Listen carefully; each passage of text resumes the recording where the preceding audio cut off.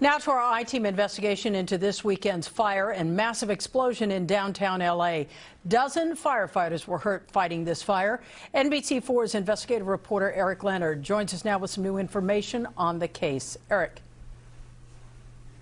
Well, Colleen, federal investigators are now leading the case. They bring with them specialized experience and techniques in fire investigation. The focus on how the fire started and whether or not someone should be held criminally responsible. This video obtained by the I-Team is part of that investigation. It shows the desperate moments Saturday evening when a group of LA City firefighters ran for their lives from a building on Boyd Street in downtown as thousands of pressurized canisters of butane were exploding and burning.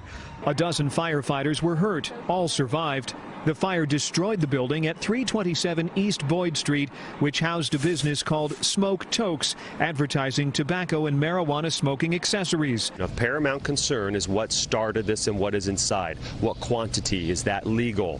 Is that occupancy allowed to have that? How high is it stacked? What is the fire protection system? These are all questions that we have been actively looking at nonstop. Inside, firefighters say it was packed floor to ceiling with merchandise, including many butane canisters often used in dangerous so-called honey oil extractions from marijuana.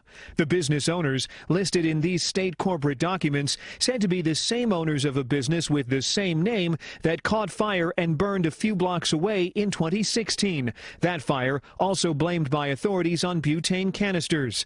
Now, the question of the cause of last weekend's fire and whether those operating the business broke the law in setting up the location, selling the canisters, or storing them safely.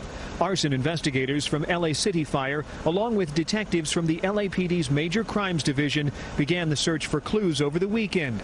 The ATF's National Response Team that's beginning work late today is the same group called in to help with other major fire investigations in LA, including the Da Vinci apartment fire that caused tens of millions of dollars in damage and the diving boat fire last year at Santa Cruz Island, where 34 people were killed.